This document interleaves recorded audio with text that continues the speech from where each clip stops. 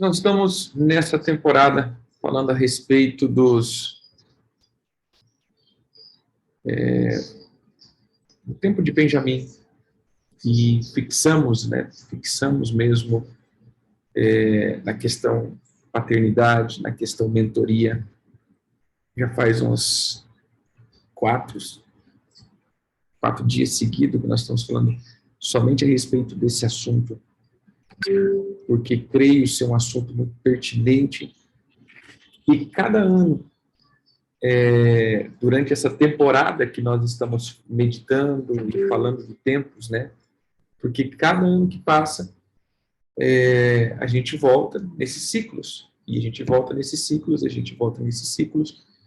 Então, se vocês repararem, pegarem essas palavras que estão colocadas no decorrer do tempo, você vai ver que cada ano há um foco estabelecido, apesar de nós falarmos no mesmo mês, há mesmas estruturas, porém, há situações diferentes que a gente precisa trabalhar e até mesmo focar, né? E esse ano eu tenho focado muito nessa questão do discipulado, muito nessa questão do ouvir, do deixar ser moldado, do deixar ser trabalhado, até mesmo por causa da dificuldade que nós estamos vivendo nessa temporada. Se vocês lembrarem, começamos o ano falando sobre a questão da orfandade.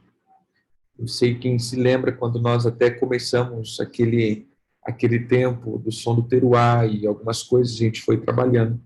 Eu vim trabalhando a respeito da orfandade, porque começou o ano a respeito, o nosso ano gregoriano, ele começou com um som de orfandade. Em que sentido? Quando estava essa aprovação da lei do aborto, quando eles estavam tentando essa questão da lei do aborto, tentando essa questão da lei de deixar legal a questão do aborto, né?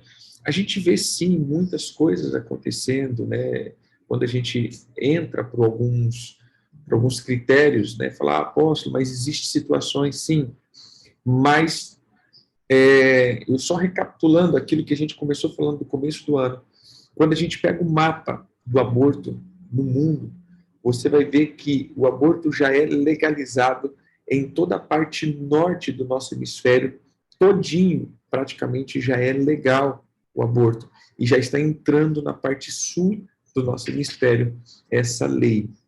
Entenda, uma coisa é o ato pessoal, outra coisa é o ato nacional. Quando algo se torna institucionalizado, meu irmão, não importa se você crê ou não crê, se você é contra ou a favor, você já está no meio do pacote, se tornou institucional. Isso é o que nós chamamos de pecado institucional. Esse, por exemplo, é um fator que a gente vai olhar acerca de alguns pecados da igreja, que já se tornaram pecados institucionais. E aí nós, como corpo de Cristo, já sofremos junto, porque é institucional. Institucionalizou, meu irmão. Institucionalizou, virou de todo mundo, virou do corpo, ou seja, o corpo é responsável por isso, a nação é responsável. Então, por exemplo, se o aborto se torna legal, nós vamos ver que há uma consciência institucionalizada. E então, vou colocar no caso nosso do Brasil, todo brasileiro é responsável por isso, porque é institucional.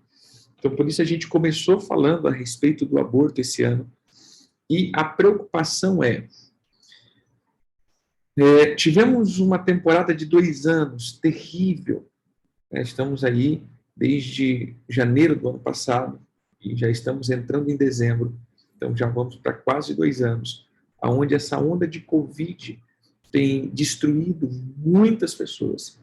Mas quem foram os mais prejudicados? Apesar de que agora não escolhe, né, idade, mas o ano passado os mais prejudicados foram os mais velhos. E por que os mais velhos? Porque os mais velhos são os pais. Então, se você parar para pensar, o começo dessa enfermidade foi caçar os pais dessa geração. Foram caçar os anciões, caçar aqueles que o que julgamos ter maturidade, aqueles que estão gerando ou os que já geraram. Quando uma geração perde os seus idosos ou os seus mais velhos, eles perdem a sabedoria, eles perdem os mentores. E aí você vai ver que no decorrer desse ano nós perdemos mentores físicos, que são os pais, perdemos mentores espirituais, ou seja, aqueles que nos mentoreavam espiritualmente. Muitos morreram. Quantos pastores morreram? Quantas igrejas fecharam? Quantas pessoas ficaram órfãos nesse sentido espiritual? Isso também foi uma problemática desse ano. Como eu sempre falo, nós não veremos o reflexo disso instantâneo. O reflexo disso é progressivo. Isso vai se dar um reflexo daqui mais um ano para frente, 2 anos, 3 anos, quem sabe. A gente vai ver o reflexo dessa orfandade. Às vezes a gente não vê isso em nós. Isso não rebate em nós. Mas nós vamos ver isso lá na próxima geração. Infelizmente, irmãos, nós não temos essa visão futuro. Nós temos uma visão muito imediata. E isso tem tornado nós uma geração ansiosa, ansiosíssima, porque nós não trabalhamos para a próxima geração. Nós trabalhamos somente para nós. Se eu não desfruto, eu não quero. Como diz aquele velho ditado, né? Quem planta tâmara não come tâmara, né? Por quê? Porque hoje tem as suas mudas geneticamente modificadas, ou de enxerto, assim dizendo. Você vai ver que ela hoje produz com 15, 20 anos. Mas, normalmente, uma tâmara, ela costumava produzir em 100 anos. Ou seja, eu vou plantar e eu não vou comer. A minha próxima geração vai comer. Por isso, muitos não querem esse tipo de árvore. Como assim eu vou plantar algo que eu não como? Eu não quero, eu quero desfrutar disso, eu quero comer disso. Eu quero fazer algo que eu vou desfrutar, eu quero fazer algo que eu vou ter benefício. Eu não quero trabalhar para a próxima geração, eu quero trabalhar para a minha geração. Mas, na verdade, eu quero trabalhar para mim. E essa tem sido a ideia. Por isso eu tenho focado muito nesse ponto paternidade, discipulado. Porque o discipulado, ele não tem benefício para mim, mas ele tem benefício para a próxima geração. Essa nossa geração, ela não foi mudada em um ato, ela foi mudada pelo sequenciamento de fatores e princípios quebrados, que vem já de um longo tempo, já vem de anos, 2 às 3 gerações, ou quer dizer, vou colocar 2 gerações para trás, princípios vêm mudado. Vou colocar coisinhas pequenas que foram mudando, que hoje fez todo o sentido de deformação. Dos exemplos que eu posso usar se eu tenho 2 retas paralelas, mas uma, ela inclina um pouquinho só, ou seja, elas estão paralelas, elas estão certinhas. Se uma dá uma inclinaçãozinha, pequenininha, que você não pode nem ver, a gente não vai notar de imediato. Porém, a 200 quilômetros, 300 quilômetros depois, você vai ver o quão separadas essas 2 retas estão por uma fração de desvio que ela teve. Então, quando eu falo de Benjamim e olhando para esse sentido de orfandade que nós vamos viver,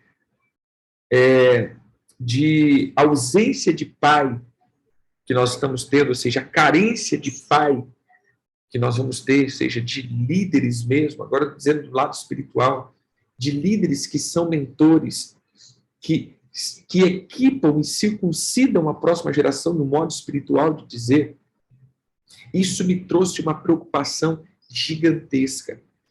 E filhos que não gostam mais de se submeter, é como eu tenho falado, filhos que não submetem a sua vida, filhos que não submetem o seu coração, filhos que não submetem as suas intenções, os seus planejamentos, filhos que não compartilham mais os seus problemas, mas também não é só compartilhar problema, né? Porque é fácil também compartilhar problema, mas filhos que não se deixam ser mudados. Esse é o ponto central que nós trabalhamos nessa questão de Benjamim. Porque Benjamim, vamos pegar um pouquinho de novo o texto.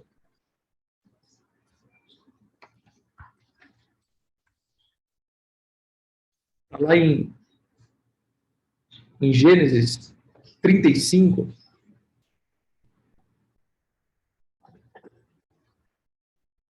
Versículo 16. Partiram de Betel e, havendo ainda pequena distância para chegar em Efrata, deu à luz Raquel um filho, cujo nascimento lhe foi a ela penoso.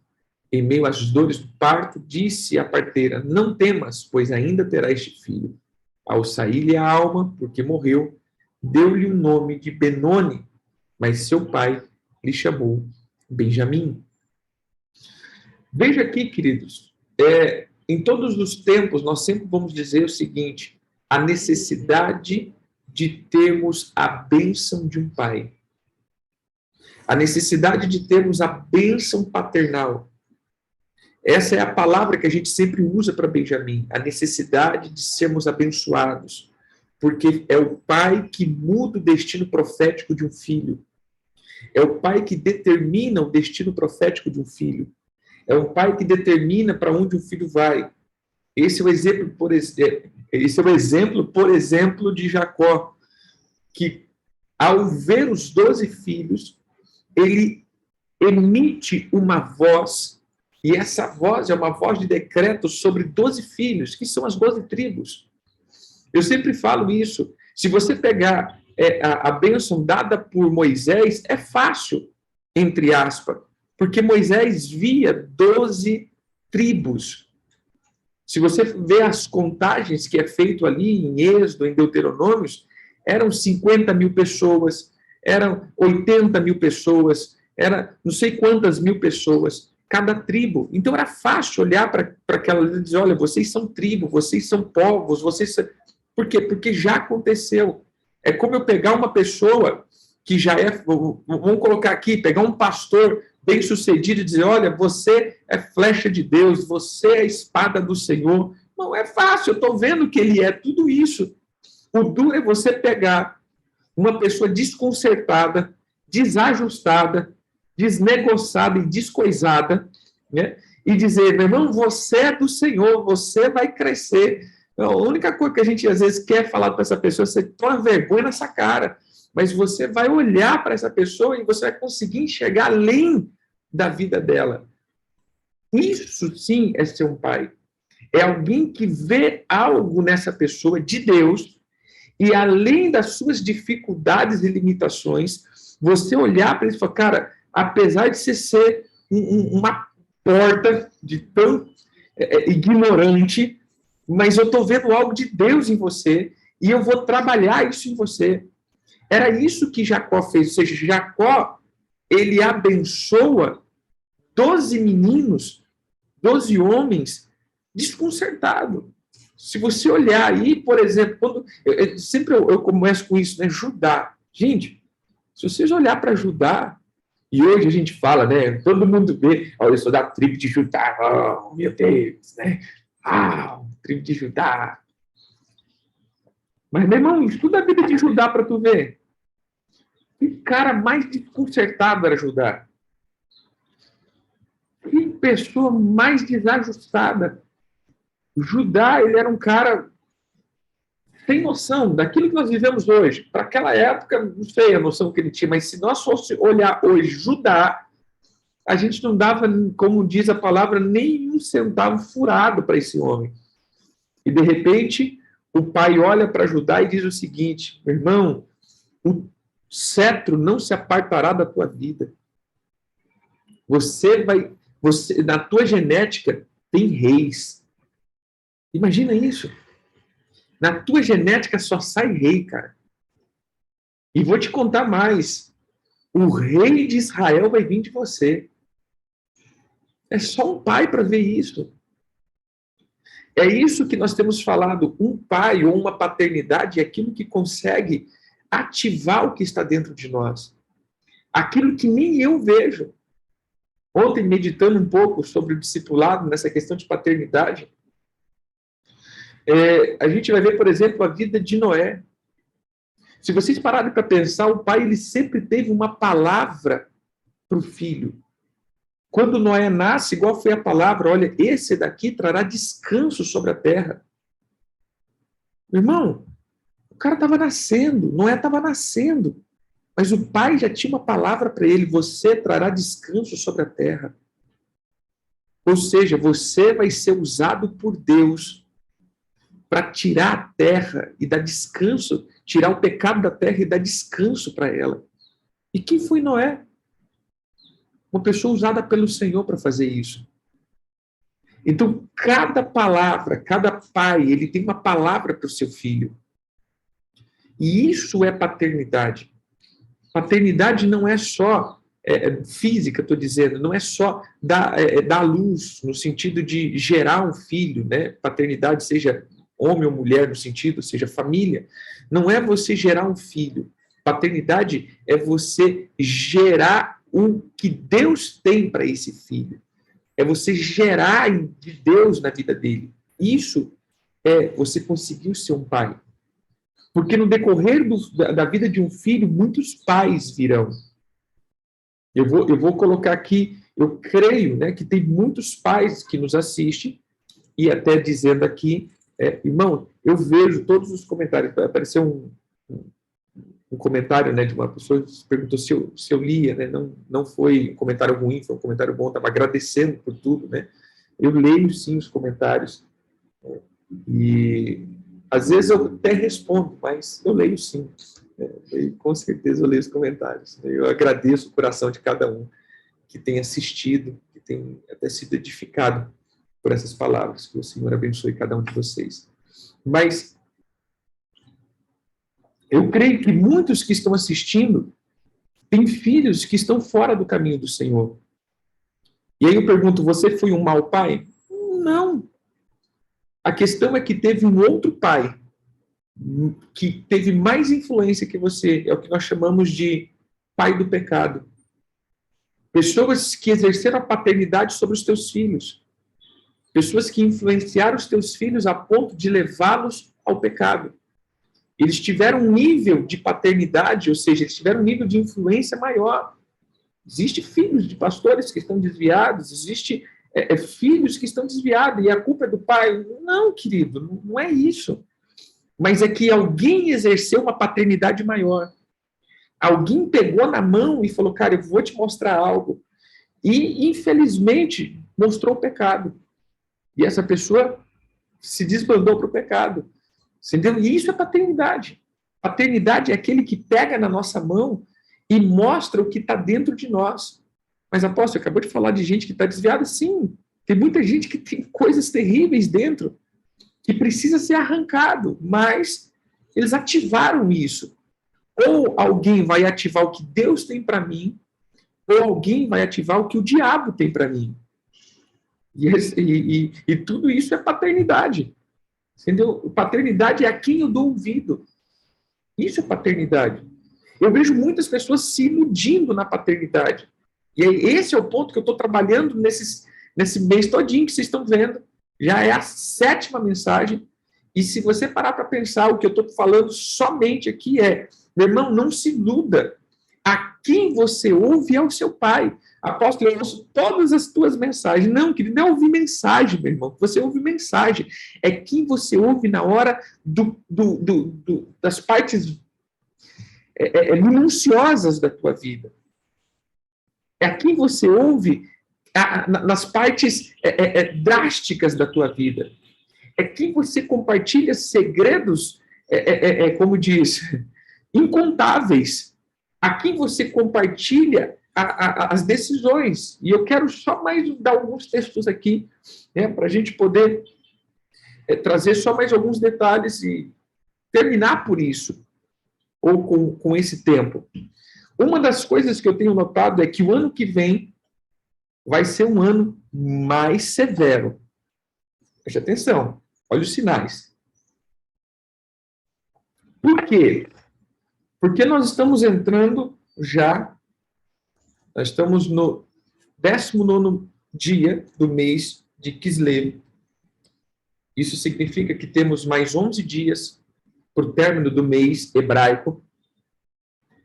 E entraremos, então, no próximo mês, aonde entramos na estação do inverno.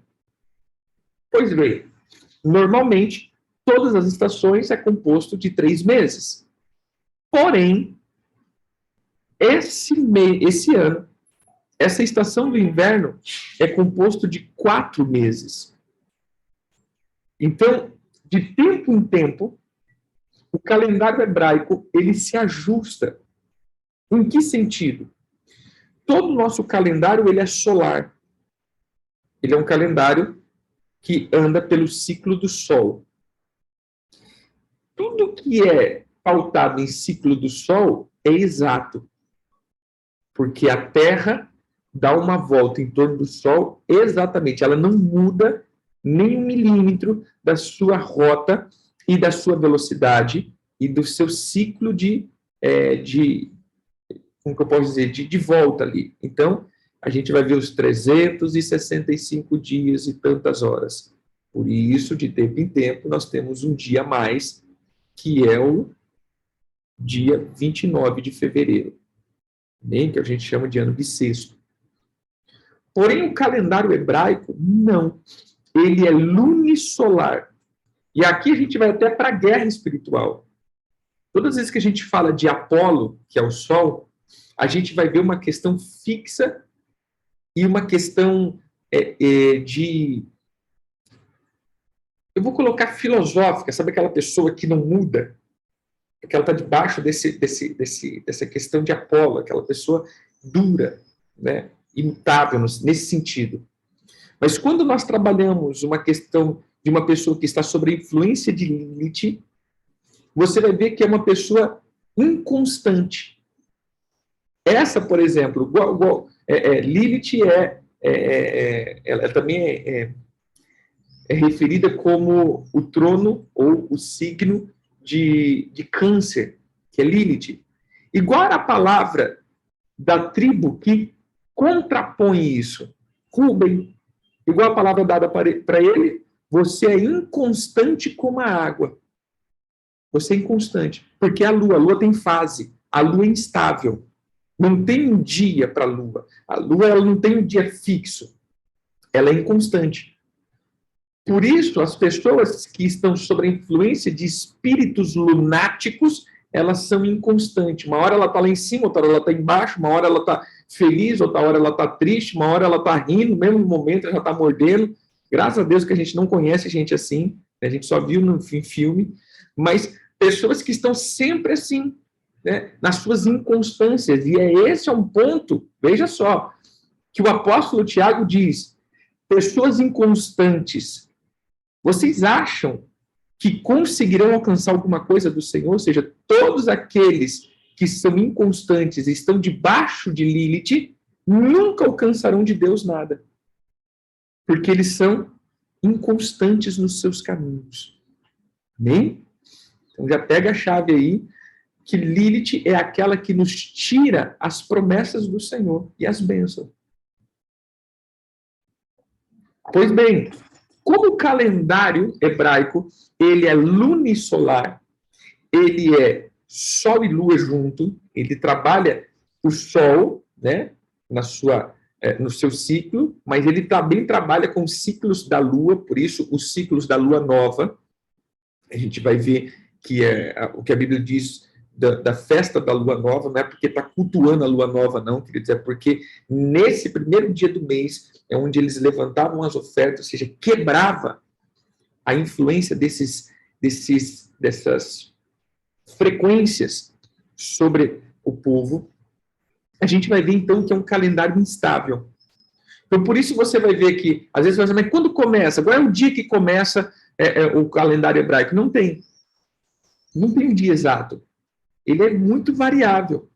Esse ano está começando mais próximo do começo, mas já o ano que vem você vai ver que o calendário hebraico vai começar quase no fim do nosso mês.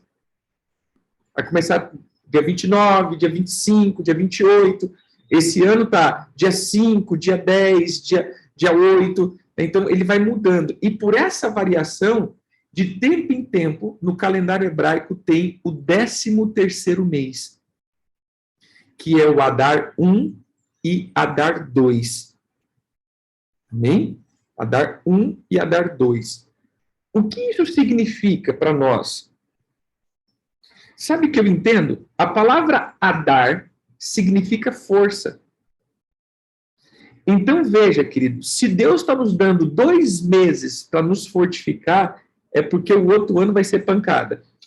Eu entendo assim, você entendeu? Eu vou precisar de um ano plus de força para a gente poder avançar um pouquinho mais.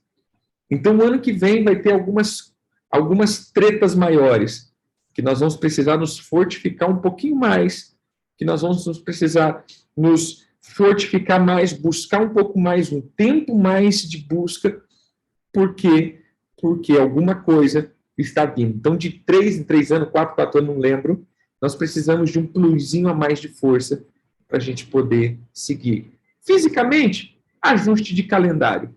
Espiritualmente, o Senhor está nos dando um prazinho a mais para a gente pegar e aprofundar e buscar. E aí, esse é o motivo que eu tenho batido sobre paternidade. Eu tenho batido nessa tecla, esse ano praticamente inteiro, batido nessa tecla, paternidade. Por quê? Porque você dá poder a uma pessoa incontrolável é suicídio. Irmãos, acelera um carro sem freio, para você ver. Monta num carro. Eu aposto aqui, se eu convidasse você a falar, irmão, vamos dar uma volta no carro aqui, meu irmão, ele pega 350 por hora. Aí você fala, nossa, mas deixa eu só te contar um segredo, ele não tem freio. Quero ver quem entraria nesse carro comigo. Ninguém. Mas isso é o que a gente está fazendo com pessoas. Eu vou transferir unção para você, meu irmão. Eu vou te ensinar coisa. Eu vou dar. E Deus, né? Vai derramar sobre você poder. Mas aí eu pergunto, você tem freio? Quem te freia? Quem te segura? Uma hora que você está a 150 por hora, quem que vai pisar no freio e diz, segura, irmão? Esse é o problema. E é aqui onde está tendo muitos capotamentos espirituais. Aonde muitos estão se estrumbicando na vida ministerial, porque só tem acelerador, não tem freio. Pessoas que só sabem acelerar, mas não existe um sistema de parada. E o sistema de parada é pai. O pai é aquele que freia o filho. E por isso o pai é chato. Porque ele freia. E o que nós estamos vendo são pessoas que estão aceleradas e estão buscando esse aceleramento. E quando eu olho para Benjamim, essa troca de nome, para mim, até rimou Benjamim para mim, quando eu olho essa questão de Benjamim, você vai ver o quê? Ele troca o nome. Essa troca de nome eu consegui tirar de você o mal que estava incontido dentro de você. Eu consegui arrancar do teu coração a amargura e a tristeza. Eu consegui mudar o teu destino. Não veja isso só como uma palavra. Não veja isso só como um nome. Por exemplo, você não é Benoni, você é Benjamim. Muitos estão assim só. Gente, me abençoa. Só isso. Mas entenda, querido, que isso pode ser muito bom momentaneamente. Porém, para que realmente você alcance o que você precisa alcançar, você precisa de mentoria. E mentoria é um processo gradativo de ensino e caminhada. Mentoria é um processo gradativo de circuncisão. Sabe o que é a palavra circuncisão? Circuncisão, ele significa tirar a impureza de alguém. A circuncisão como ato era arrancar o prepúcio. A circuncisão como um ato espiritual é separar a pessoa de uma categoria de impuro para puro. Por isso, nós precisamos dessa circuncisão espiritual, a circuncisão do coração. A circuncisão do coração, como o próprio apóstolo Paulo fala, e como a gente vê no Novo Testamento, a circuncisão do coração é tirar a impureza do meu coração, é tirar as coisas impuras que entraram dentro de mim, que faz com que a potência que eu recebo me leva para uma direção errada. Poder para uma pessoa imatura torna ela um feiticeiro. Poder para uma pessoa orgulhosa torna ela um bruxo.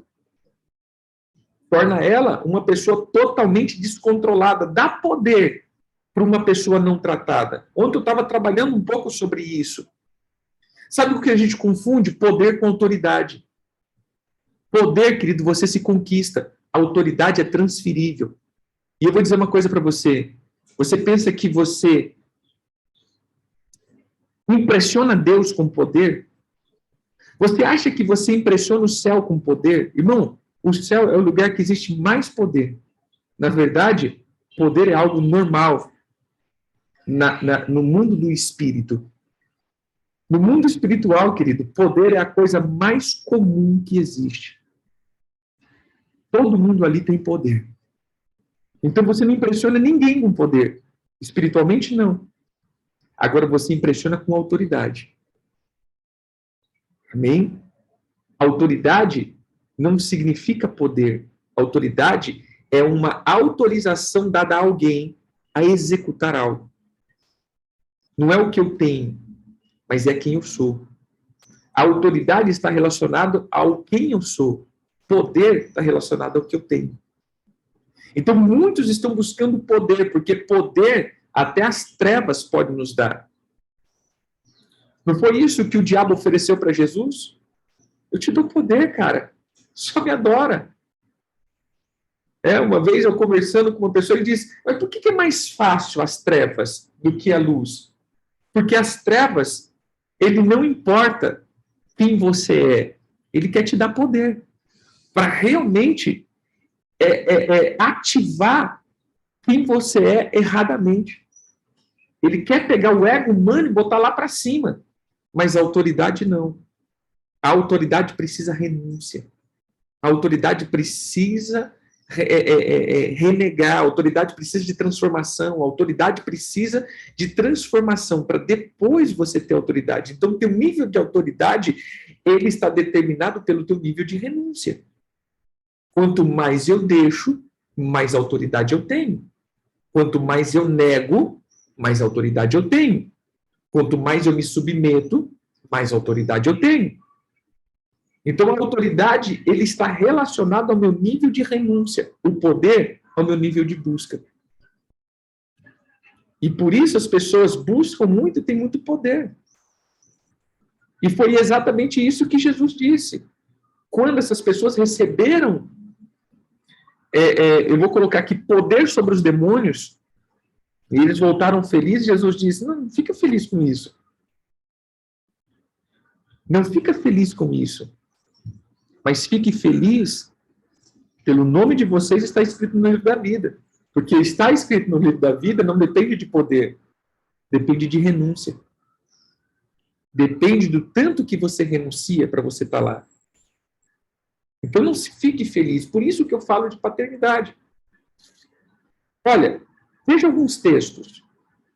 Quando pegamos Benjamim e estudamos a vida de Benjamim, você vai ver. Eu vou colocar 3 situações de Benjamim. Ou da tribo de Benjamim. A primeira situação da tribo de Benjamim. Quem foi rei? O primeiro rei estabelecido? Saul, da tribo de Benjamim. E o que tirou o governo da tribo de Saul? Da vida de Saul? O que fez com que Saul não permanecesse rei, fazendo com que Jesus não viesse de Saul? A falta de mentoria desse homem. Já parou para pensar nisso? Samuel queria trabalhar na vida de Saul. Samuel queria ser um mentor para Saul, mas Saul não deixou Samuel trabalhar o coração dele. Saul em nenhum momento deixou ser circuncidado espiritualmente. Em nenhum momento Saul obedeceu às ordens de Samuel. Em nenhum momento Saul se sujeitou a Samuel. Pelo contrário, Saul seguiu seu coração. Saul seguia os seus intentos, Saul seguia os seus desejos, Saul seguia as suas intenções. Sabe o que é isso? Deus está falando comigo. Deus está dizendo comigo, meu irmão. É Deus que está falando. Gente, como eu vejo gente se dando mal com essa tal que Deus falou comigo. Ah, pô, você não crê que Deus fala com as pessoas? Creio e muito. Na verdade, a gente fala, ora, ministra para que Deus fale com o povo. Deus precisa falar com o povo. Mas o problema, querido, é quando Deus começa a falar com o povo que não ouve. Esse é o problema. Se torna um Saul. Pessoas que começam bem, porém não tem um Samuel para puxar a orelha. Não tem um Samuel para botar freio. Não tem um Samuel que determina as coisas. É diferente de um Davi. Observa que Samuel, ele dá uma palavra violenta contra Saul. Não foi assim? Uma palavra violenta. Olha, hoje Deus tira isso. Hoje Deus está arrancando isso da tua vida. Tá bom, né? Só isso. Olha o Eli. Eli, quando as coisas acontecem, quando Deus dá uma exortação para Eli, Deus faça a vontade dele, né? Agora, olha um Davi. Um Davi, vou colocar aqui, obstinado. Quando ele adultera, faz aquilo tudo que não deveria fazer, mas quando chega um profeta e aponta o dedo na cara dele. Irmão, Davi cai em arrependimento e diz, Senhor, me perdoa. Eu errei. Você vê o coração de alguém tratado e o coração de alguém não tratado? O coração de uma pessoa não tratada, ele justifica. O coração de alguém tratado, depois de uma correção, ele se arrepende. Esse é o problema. Quer dizer, esse é o ponto. Como você sabe que você é pastoreado ou não? Quando você é corrigido, você justifica ou se arrepende? Como eu vejo gente que se justifica. Não, mas deixa eu te explicar, não é bem assim. É assim não. É um pouco diferente, assim. Não, irmão, você está mentindo. Mas também não é assim, né? Todo mundo erra também. Você acha que é só eu? Todo mundo faz assim. Não é assim? Mas aí depois fala assim, meu irmão, não faz isso. Eu não sou todo mundo. Você vê, as pessoas justificam os seus erros. Saul, tribo de Benjamim. Isso é o determinante. Quando a gente vê que Deus muda, Jacó muda o nome de Benjamim, ou Israel muda o nome de Benjamim, o ponto determinante para mim aqui é ele conseguiu tirar as coisas ruins do coração do filho. Esse é o ponto profético para mim. É conseguir arrancar do coração de alguém o sofrimento e a dor. Conseguir arrancar do coração de alguém as coisas erradas. Isso é mudar o nome. Isso é mudar o destino. Não pense que mudar destino é só alguém que me abençoa. Não, mudar destino é alguém que me corrige e tira do meu coração a impureza. Isso é mudar destino. Sabe como o meu destino vai ser mudado? Quando eu deixar alguém tirar a impureza do meu coração. Quando alguém deixar, como que eu posso falar daqui? Tirado, deixar ser circuncidado a impureza do meu coração. Outro texto que nós damos para Benjamim. Benjamim foi uma tribo quase extinta. por causa de um pecado, um sacerdote chega na terra de Benjamim. Veja aqui, um sacerdote chega na terra de Benjamim. E o povo de Benjamim violenta sexualmente uma das servas a ponto dela morrer. Esse sacerdote reparte aí os pedaços e manda para as tribos, e você vai ver que quase extingue a tribo de Benjamim. Quase. Por causa da sua imoralidade. Era um povo que já não tinha mais controle. Era um povo que já não tinha mais freio. Se tornou um povo que já não tinha mais nenhum tipo de escrúpulo. Ou seja, não tinha mais nem alguém que freasse ele. Estou, hoje em Salvador, na casa, quem conhece aí, pastor Hinaldo, pastor Ael, e hoje conversando aqui com eles a respeito disso. Falamos de alguns nomes da atualidade que têm feito um desfavor para o Evangelho, ministrando algumas coisas, querido, que tem sido pedra de tropeço. Eu falo como apóstolo hoje, que me dá raiva de ver certos tipos de coisas que estão sendo liberadas em redes sociais, levando as pessoas a um nível de engano profundo. E tais se denominam apóstolos. E aí eu tenho falado exatamente isso. Sabe o que é isso? Linka para esse tempo. Quem é que puxa a orelha dessas pessoas? Não tem. São pessoas sozinhas. São pessoas que não se submetem. São pessoas que não têm paternidade. São pessoas que não deixam ser puxado. E esse é o fim de todos aqueles que não submetem o seu coração. Uma vez, eu já falei isso e vou falar de novo. E eu até falo, se preparem. O ano que vem, em nome de Jesus, nós vamos ter conferência profética. Se preparem aí que nós vamos começar a trabalhar com conferências proféticas. O que é uma conferência? O apóstolo Paulo de Tarso,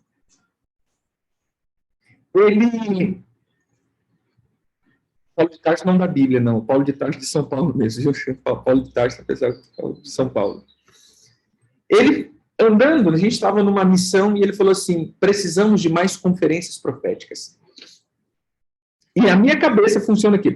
Conferência profética é aquele negócio da gente estar indo e aquele encontro de profeta, todo mundo recebendo o Espírito Santo, sapateando, cuspindo fogo, dando rabo de arraia, plantando bananeira, né? Uau, conferência profética.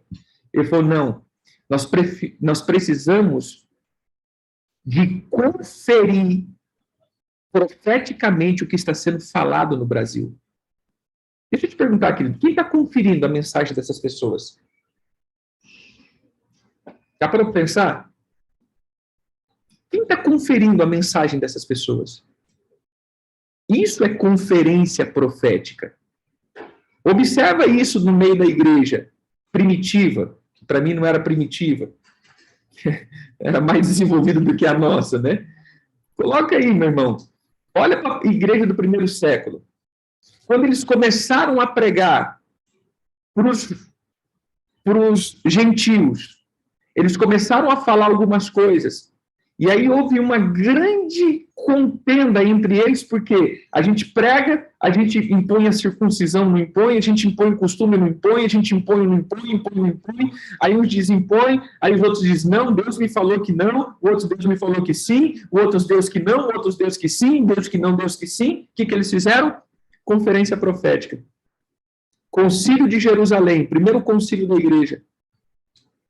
Eles entraram, reuniram em Jerusalém e conferiram a palavra com a escritura. Espera aí, tá aqui, é isso, isso, isso, isso, isso, isso. A partir de agora, está conferido. Vocês vão pregar assim, isso daqui está certo, isso daqui está errado, isso daqui é de Deus, isso daqui não é de Deus, isso daqui é assim. Ou seja, há uma conferência daquilo que está sendo ministrado. E aí eu digo de novo, você pode ver Quem está conferindo a mensagem de alguns? Vou dizer uma coisa para você, querido. Agora, como isso daqui, ele percorre, deixa eu te dizer, aqueles que estão ministrando, os formadores de ideias, você consegue pregar diante de pais espirituais? Eu já vi muitos casos, eu vou dizer de filhos aqui, e não foi um nem dois, que eu precisei dizer, querido, tchau, eu não quero mais representar você no reino espiritual e eu não quero mais que o meu nome seja vinculado ao teu. Não quero mais. Vários casos já fiz isso. Eu estou te desligando. Por quê? Porque eu não consigo conferir a tua palavra. E a tua palavra está fora de conferência. E você vai pregar e usar o meu nome. E o nome de Jesus. Então, não. Essa palavra eu não confiro. Está fora. Está fora da casinha. Está fora do prumo. Eu consigo pregar diante do meu pai espiritual e falar tudo o que eu falo diante do meu pai espiritual, para que ele confira. Mas tem pessoas que não. Que pregam uma coisa perto, mas quando está longe da sua paternidade, eles pregam outras coisas que os pais não podem ouvir. Você já viu que isso é ocultismo? Você já viu aquelas coisas ocultistas, tem que ser em segredo? Vou te contar um negócio em segredo aqui, porque vou te falar um negócio aqui, deixa eu te falar. Não é todo mundo que pode ouvir isso.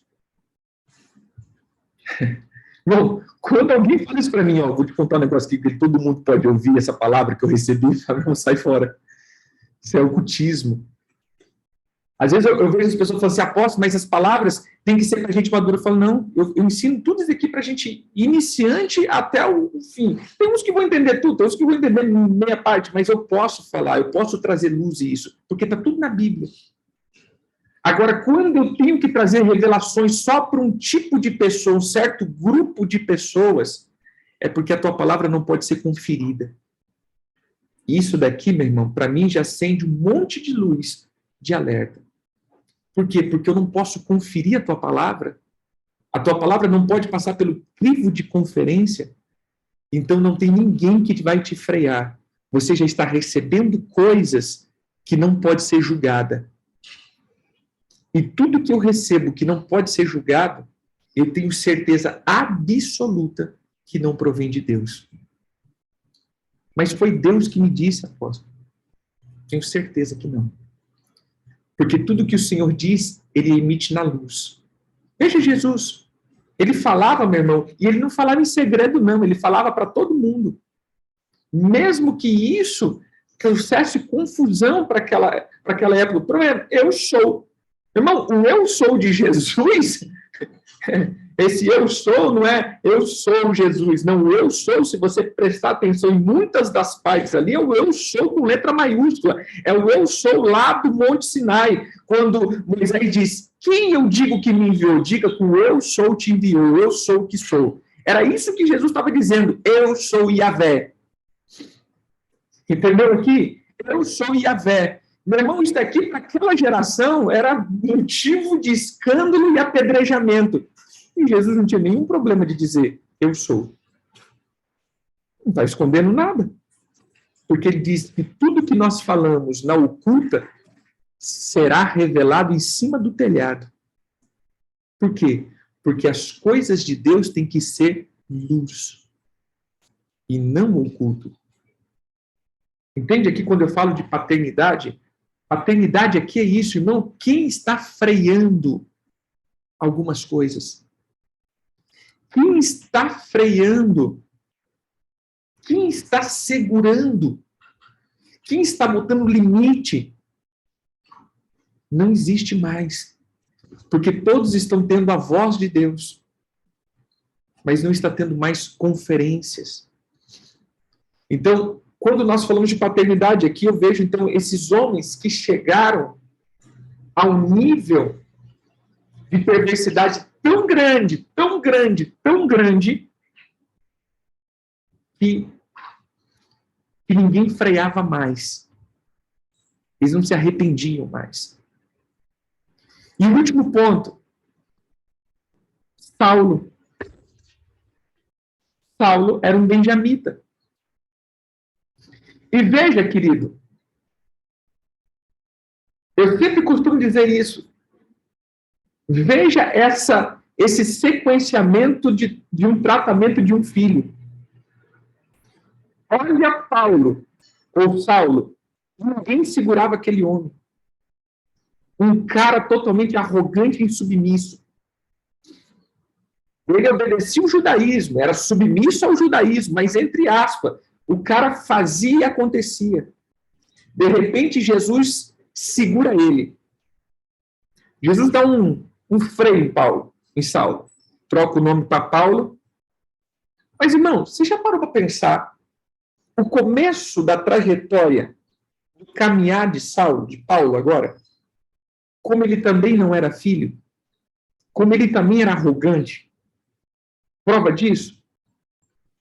Prova disso quando ele chama a atenção de Pedro. Já parou para pensar nisso, irmãos? O apóstolo Paulo se considerava o primeiro que pregou aos gentios. Mas, na verdade, o primeiro que pregou aos gentios e o comissionamento para os gentios foi Pedro. Quando ele recebe a palavra para pregar para Cornélio, e você vai ver lá em Atos 15, o próprio apóstolo Pedro dizendo isso, eu recebi o comissionamento para pregar para os gentios. Pedro já era maduro. Pedro era um cara que conseguia ligar gentios e judeus juntos.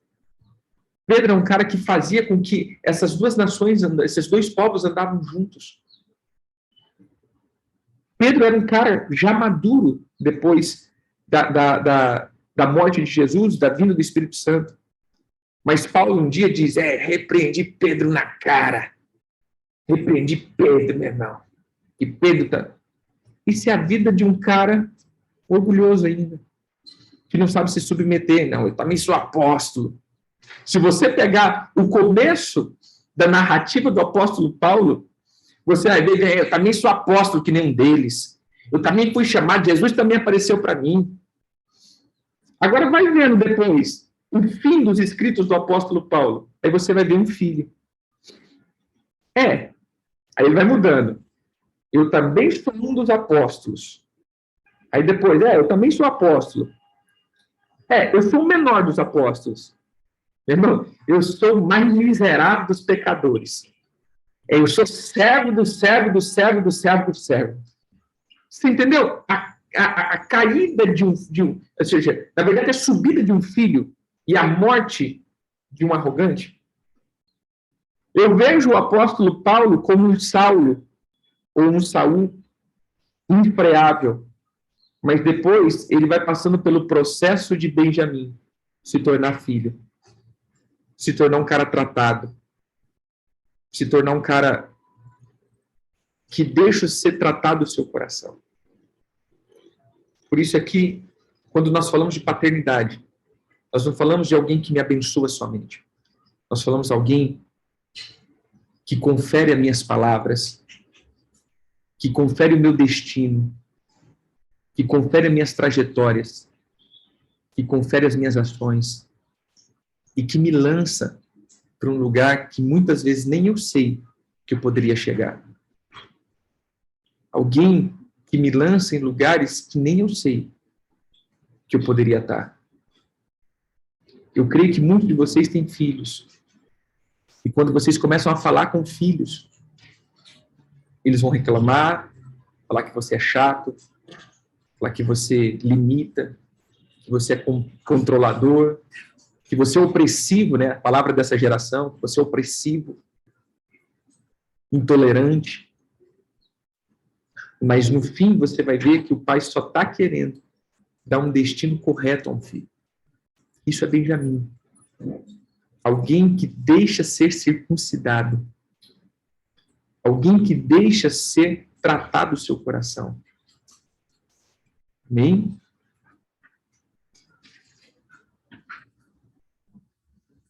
Em Gênesis 49.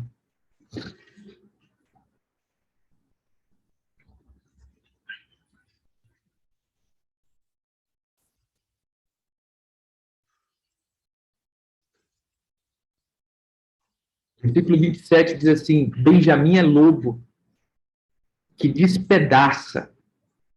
Pela manhã, devora a presa, e à tarde, reparte os despojos. Benjamim é lobo. Lobo, querido, ele tem uma questão profética. Lobo está ligado à profecia.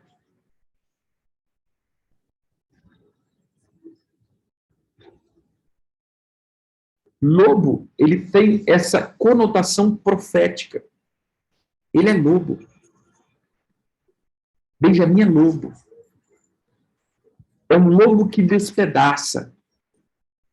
É um lobo que desfaz. É um lobo que providencia alimento. A palavra despedaçar aqui é providenciar alimento.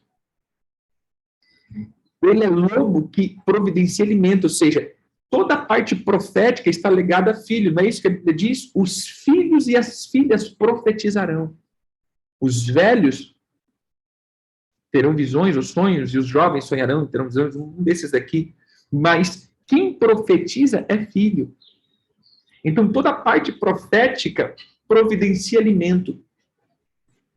Veja, ele, pela manhã, devora a presa. Ele, pela manhã, sujeita. Ele, pela manhã, consome. Ele, pela manhã, engole. Ele, pela manhã, se alimenta. E depois ele traz a provisão para os outros. Isso é a profecia. Eu como, essa palavra muda em mim e depois eu libero. Obrigado, Nalva. Você entende aqui? Ele vem, eu me alimento pela manhã, mas de tarde eu alimento os outros. O que é isso? É o filho que foi alimentado e depois ele se torna pai e vai alimentar outros. Esse é o processo do imaturo para o maduro, do aprender para o ensinar. Agora abre aí. Deuteronômios.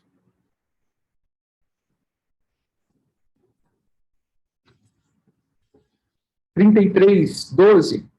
De Benjamim disse: ó amado do Senhor, habitará seguro com ele. Perdão, o amado do Senhor habitará seguro com ele. Todos os dias o Senhor o protegerá. E ele descansará em seus braços. Benjamim, amado, protegido, e que vive nos descansos do braço do Pai. É o único que tem essa questão. Você vê? Benjamim é aquele que vem descansar no braço do Senhor. Isso é a questão de um filho para o pai. Eu tenho descanso.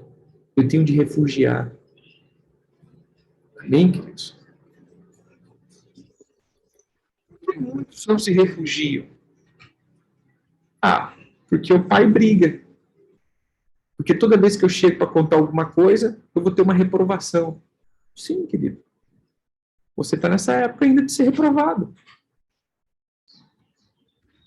Passe por ela. Saia aprovado. Entendeu? Saia aprovado. Vai ter uma época da nossa vida, querido, que a gente só vai ser reprovado. É interessante, tem uma época que tudo parece que a gente pensa, tudo que a gente está querendo, essa é uma época mais melindrosa para mim. Essa é a época da circuncisão. Eu passei isso no meu ministério. Tudo que eu pregava era mais ou menos, rapaz, foi muito bom, mas, já aquele, mas, eu tinha uma mentora, bateu doído, mas bateu doído mesmo, sabe assim, bateu que, como diz o apóstolo ali, ponhou para moer, né? Ou seja, meu irmão reprovava mesmo. Ó, isso aqui é muito misticismo. Quando eu comecei a falar dessa questão de tempos e estações, eu falo testemunho. Eu louvo a Deus pela vida dessa mentora. Porque ela batia e falava, vocês estão se tornando místicos. Vocês estão se tornando isso. Vocês estão se... Não, e eu abafava, porque eu pregava esse negócio e o povo, como de aplaudia de pé, né? Porque era novidade. E ela chegava, me chamava no canto, meu irmão, e me chamava a chincha. Vocês estão se tornando místico. Vocês estão dando misticismo para o povo. Você está dando isso. Aí eu voltava, né? Volta o cão arrependido, com o rabo entre as pernas, aquela coisa toda.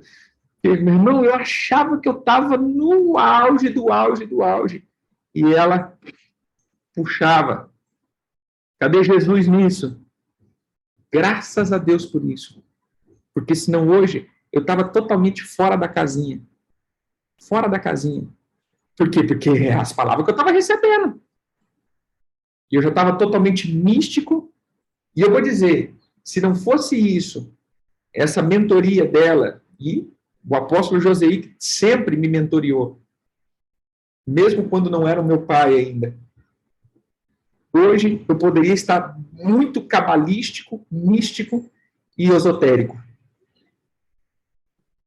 Eles que falaram, ó, toma, pera aí, meu irmão, segura aqui.